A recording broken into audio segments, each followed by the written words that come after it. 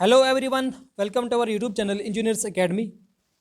So my dear friends, आज मैं आपके साथ कुछ इंपॉर्टेंट चीज़ें डिस्कस करने वाला हूं, जिसमें हम जेके एसएसबी के रिलेटेड कुछ इंपॉर्टेंट अपडेट्स हैं और आंसर की और उसमें ऑब्जेक्शंस जो हैं वो आप किस तरह फिल कर सकते हैं उस पर भी बात करेंगे।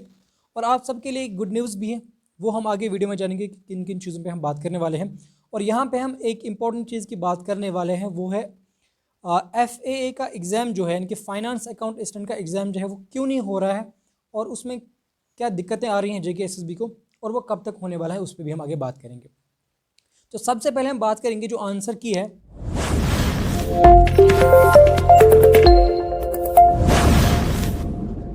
सो माय डियर फ्रेंड्स, यहाँ पे जो आपका आंसर की रहने वाला है, यानी कि आपका रेस्पॉन्स शीट जो होगा वो CBT एग्जामिनेशन जो हेल्ड हुए थे 8 नवंबर से लेके 12 नवंबर तक। तो जिन भी बच्चों ने इस डेट के अंदर अंदर एग्ज़ाम दिया है 8 नवंबर से लेके 12 नवंबर तक, तो वो अपना आंसर शीट देख सकते हैं। और ये कब से स्टार्ट होगा?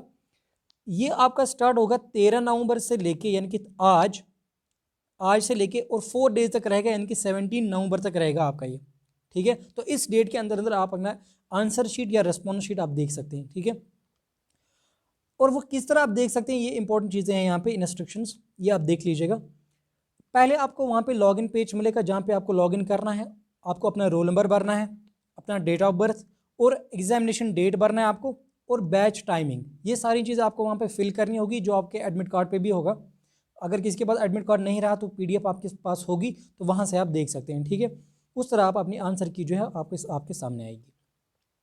और उसमें क्या होगा, आपको अपने answer alternatives highlighted in green, आप करेक्ट आंसर जो आपने दिया होगा वो आपको ग्रीन में मिलेगा। ठीक है, अब अगर किसी भी बच्चे को कोई भी ऑब्जेक्शन होगी, ये इंपॉर्टेंट है, यहाँ से देखना आप वो ऑब्जेक्शन किस तरह फिल कर सकते हैं, ये इंपॉर्टेंट है।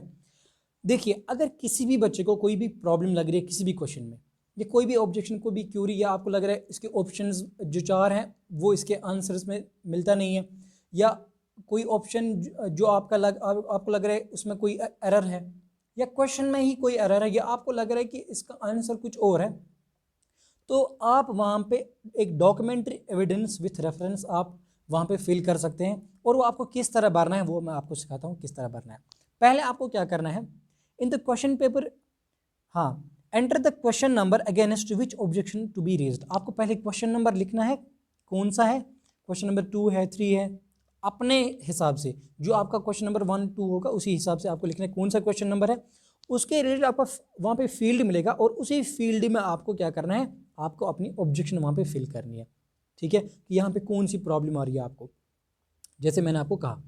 उसके बाद आपको अगर किसी और क्वेश्चन में भी प्रॉब्लम लग गई है तो आपको ऐड बटन पे वहाँ पे क्लिक करना है और उसी तरह आपको सबमिट करनी है ऑब्जेक्शन। ठीक है, और इम्पॉर्टेंट चीज़ यहाँ पे है कि आप अपनी ऑब्जेक्शन जो है वो आपको इंग्लिश में सबमिट करनी है।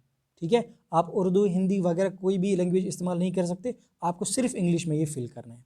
ठीक है ना, उसके बाद हाँ, एक बार आपने ऑब्जेक्शन भर दी, ध्यान से सुनना ना, आपको उस फिर एडिट कर सकते हो, तो ये आपको पहले ही ध्यान रखना, अगर कोई भी ऑब्जेक्शन है उसको अच्छे से पहले उसको सबमिट करें, कोई भी उसमें एरर ना हो। तो एक ही बार आपको ये चांस मिलेगा, और आप दोबारा से उसको ऐड लेटर नहीं कर सकते, कोई न्यू ऑब्जेक्शन आप बाद में ऐड नहीं कर सकते। एक ही बार आपको ऑब्जेक्शन करने का जो है मिलेगा, उसके बाद आप दोबारा से ऑब्जेक्शन नहीं कर सकते। ठीक है ना, तो ये सारी चीज़ें बहुत ही इंपॉर्टेंट थी। सो फ्रेंड्स, नेक्स्ट चीज़ जो मैं आपसे डिस्कस करने वाला हूँ, वो पहले मैं बात करूँगा जो आपके एग्ज़ाम डेट्स है वो आउट हुए हैं। तो जिसमें अगर आप देखोगे SI फाइनेंस जो है या स्टूडेंट कंपाइलर जो है वो आपको स्टार्ट होने वाले हैं 20 दिसंबर से ऑनवर्ड्स तक, यानी कि आपको 25 दिसंबर या हो सकता है जनवरी में आपका एग्ज़ाम होगा। अब यहाँ पे एग्ज़ाम किस डेट पे एग्जैक्टली हो सकता है, देखिए, अगर मौसम जो है वो ठीक रहा, दिसंबर तक आपको बर्फ़बारी का कोई अंदेशा नहीं हुआ, तो उसमें जो डेट है वो ऑलमोस्ट 20 दिसंबर तक ही रहेगी, यानी कि 20 दिसंबर कुछ दिन बाद 25 दिसंबर तक हो सकता है, तो उस डेट पे रह सकते हैं। लेकिन अगर बर्फ़बारी बहुत ज़्यादा हुई ना, या कोरोना वायरस भी अब थर्ड फेज़ में आ रहा है बहुत ख़तरनाक तरीके से, तो उस लिहाज से आपका एग्ज़ाम जो है वो नहीं हो सकता। ठीक है, लेकिन आपको क्या करना है, इसी डेट पे आपको प्रिपेयर रहना है, पहली बात तो ये है। और बाकी जो भी पोस्ट है, बी कीपर है या स्टैटिस्टिकल असिस्टेंट है, उनका शायद 8 दिसंबर से आपका एग्ज़ाम जो है वो स्टार्ट होने वाला है, तो हो सकता है वो एग्ज़ाम्स आपको जल्दी से हो जाए। अब यहाँ पे इम्पोर्टेंट चीज़ ये है कि इनके जो सिलेबस हैं, जैसे मैं अगर एसआई फाइनेंस की बात करूँ, बहुत सारे बच्चे मुझे पूछ रहे थे सर सिलेबस हमें सब ये सेंड कीजिए, सिलेबस के बारे में हमें कुछ नहीं पता। तो कुछ जिन बच्चों को सिलेबस में प्रॉब्लम आ रही है उनके लिए मैं बता रहा हूँ, जनरल इंग्लिश में आपको एसआई फाइनेंस की मैं बात कर रहा हूँ। तो इसी तरह अगर आप असिस्टेंट कंपाइलर का देखोगे फाइनेंस डिपार्टमेंट के अंदर जो है, तो इसमें जनरल इंग्लिश के 15 मार्क्स, मैथमेटिक्स के 15, हिस्ट्री के 15 है, इस तरह सिविक्स के 15 है यहाँ पे, उसके बाद ज्योग्राफी के 15 है, general knowledge and current affair के 20 मार्क्स है यहाँ पे, और लास्ट पे यहाँ पे general knowledge with special reference to J and K में 15 और मेंटल एबिलिटी टेस्ट में आपको 10 मार्क्स देखने को मिलेंगे। ठीक है ना। तो ये था सिलेबस असिस्टेंट कंपाइलर और एसआई फाइनेंस का। इस तरह आप बी कीपर का भी देख सकते हो। अगर किसी को भी चाहिए या स्टैटिस्टिकल असिस्टेंट का चाहिए तो मुझे कमेंट सेक्शन में ज़रूर बताना। अब ये अपडेट्स मैंने आपको क्यों दिए, इसमें आपको एक इम्पॉर्टेंट चीज़ कहने वाला हूँ मैं। जनरल इंग्लिश में 20 मार्क्स देखने को मिलेंगे, ये आप सिलेबस देख सकते हो क्या क्या है, और जनरल करंट अफेयर में आपको 20 marks with special reference to J and K उसमें आपको 20 मार्क्स देखने को मिलेंगे। सिलेबस आप देख सकते हो क्या क्या पॉइंट्स इन्होंने हाईलाइट किए हैं। जनरल साइंस के 20 मार्क्स, और यहाँ पे मेंटल एबिलिटी के 20 मार्क्स और कंप्यूटर के 20 मार्क्स आपको देखने को मिलेंगे। ठीक है ना। तो कुल मिला के ये बनते हैं आपके 120 मार्क्स। ठीक है। सो 120 मार्क्स में से आपका पेपर होगा, सीबीटी टेस्ट होगा। तो इसी तरह अगर आप असिस्टेंट कंपाइलर का देखोगे फाइनेंस डिपार्टमेंट के अंदर जो है, तो इसमें जनरल इंग्लिश के 15 मार्क्स, मैथमेटिक्स के 15, हिस्ट्री के 15 है, इस तरह सिविक्स के 15 है यहाँ पे, उसके बाद ज्योग्राफी के 15 है, general knowledge and current affair के 20 मार्क्स है यहाँ पे, और लास्ट पे यहाँ पे general knowledge with special reference to J and K में 15 और मेंटल एबिलिटी टेस्ट में आपको 10 मार्क्स देखने को मिलेंगे। ठीक है ना। तो ये था सिलेबस असिस्टेंट कंपाइलर और एसआई फाइनेंस का। इस तरह आप बी कीपर का भी देख सकते हो। अगर किसी को भी चाहिए या स्टैटिस्टिकल असिस्टेंट का चाहिए तो मुझे कमेंट सेक्शन में ज़रूर बताना। तो इसमें आपके लिए एक गुड न्यूज़ है, ये चीज़ें मैंने आपके साथ क्यों डिस्कस की। यहाँ पे हम क्या करने वाले हैं, आपको विद इन 1-2 डेज़ आपको हम एमसीक्यू सीरीज़ लाएंगे आपके लिए, जिसमें हम एक जनरल इंग्लिश, साइंस, कंप्यूटर पे, और हम लाएंगे आपके लिए MCQ series for mental ability test, यानी कि रीजनिंग में आपके लिए हम एमसीक्यू सीरीज़ लाएंगे। जनरल इंग्लिश में आपको 8 से 10 लेक्चर यानी कि 10 एमसीक्यू सीरीज़ आपको देखने को मिलेंगी, जिसमें हम आपका पूरा जनरल इंग्लिश का जो यहाँ पे सिलेबस दिया गया ना, ये हम पूरा डिस्कस करेंगे। तो जो भी पोस्ट है ना उन सब के लिए सेम ही सिलेबस है वैसे इंग्लिश में। तो ये सारी चीज़ें हम 8 या 10 एमसीक्यू सीरीज़ जो आपके 15 या 20 मिनट्स के लेक्चर्स होंगे उसमें हम आपको पूरा जनरल इंग्लिश कंप्लीट करेंगे।